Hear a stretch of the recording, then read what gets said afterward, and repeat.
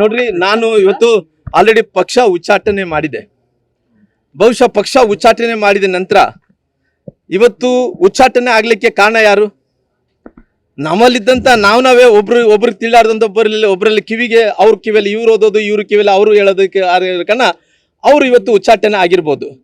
ಮುಂದಿನ ದಿನಗಳಲ್ಲಿ ಎಲ್ಲರೂ ಕೂಡ ಒಂದಾಗಬೇಕು ಅನ್ನೋಂಥ ಟೈಮಲ್ಲಿ ನಾವೆಲ್ಲರೂ ಕೂಡ ಏನು ಯಾವ ರೀತಿಯಲ್ಲಿ ಕಿವಿಯಲ್ಲಿ ಹೇಳ್ಕೊಂಡು ಅವ್ರಿಗೆ ಏನು ಅನ್ಯಾಯ ಆಗಿದೆನೋ ಅದೇ ಕಿವಿಯಲ್ಲಿ ಹಿಡ್ಕೊಂಡು ಮುಂದಿನ ದಿನಗಳಲ್ಲಿ ಪಾರ್ಟಿ ಒಂದು ಮಾಡಿಕೊಡುವಂತ ಕೆಲಸ ಮಾಡ್ತೀವಿ. ಜೊತೆಗೆ ಇನ್ನೊಬ್ರು ಈಶ್ವರಪ್ಪನವರು ಇದ್ದಾರೆ ಸರ್. ನೋಡ್ರಿ, ಈಶ್ವರಪ್ಪನವ್ರು ಕೂಡ ದೊಡ್ಡ ನಾಯಕರು, ಯತ್ನಾಳವ್ರು ಕೂಡ ದೊಡ್ಡ ನಾಯಕರು, ನಮ್ಮ ಯಡಿಯೂರಪ್ಪ ಸಾಹೇಬರು ದೊಡ್ಡ ನಾಯಕರು, ಎಲ್ಲರೂ ಕೂಡ ಇರುವಂತ ಟೈಮಲ್ಲಿ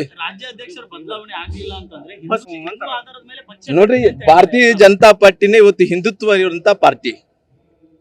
ಇದಕ್ಕಿನ್ನ ಹಿಂದುತ್ವದಂತ ಪಾರ್ಟಿ ಇನ್ನೊಂದು ಯಾವ್ದಿದಾವ? ನೋಡ್ರಿ ಪಾರ್ಟಿ ನೋಡ್ರಿ ಯಾವುದೇ ಅಸಮಾಧಾನಗಳು ಇಲ್ಲ. ಅಕಸ್ಮಿತವಾಗಿ ಯಾರಿಗನ ವಿಜೇಂದ್ರ ಅವ್ರ ಬಗ್ಗೆ ಅಸಮಾಧಾನ ಇದ್ರೆ ಕೂಡ ನಾನೇ ಹೋಗಿ ಪಾರ್ಟಿಯ ಹಿತದೃಷ್ಟಿಯಿಂದ ಪಾರ್ಟಿ ಸಲುವಾಗಿ ನಾವೇ ಕೈಕಾಲು ಹಿಡ್ಕೊಂಡು ಅವ್ರು ಸಮಾಧಾನ ಮಾಡೋಂಥ ಕೆಲಸ ನಾನು ಮಾಡ್ತೇನೆ. ನಾನು ಮಾಡ್ತೇನೆ. ಅವ್ರು ಖಂಡಿತವಾಗಿ ನಾನು ಮುಂಚೆ ಕೂಡ ಹೇಳಿದ್ದೀನಿ, ಇವತ್ತು ಕೂಡ ಹೇಳ್ತೇನೆ, ವಿಜೇಂದ್ರ ಅವ್ರನ್ನ ರಾಷ್ಟ್ರೀಯ ನಾಯಕರು ತೀರ್ಮಾನ ತಗೊಂಡು ಅಧ್ಯಕ್ಷರಿದ್ದಾರೆ. ಪುನಃ ಅದನ್ನು ಉಚ್ಚಾಟನೆ ಮಾಡೋದ್ ಬೇಕಲ್ಲ. ಯಾರೇ ಅಕಸ್ಮಿತವಾಗಿ ಭಿನ್ನಾಭಿಪ್ರಾಯಗಳು ಏನೇ ಇದ್ರೆ ಕೂಡ ಅವ್ರನ್ನ ಕೈಕಾಲು ಹಿಡ್ಕೊಂಡು ಸರಿ ಮಾಡಿಸಂತ ಕೆಲಸ ರಾಮ್ಲು ಮಾಡ್ತೇನೆ.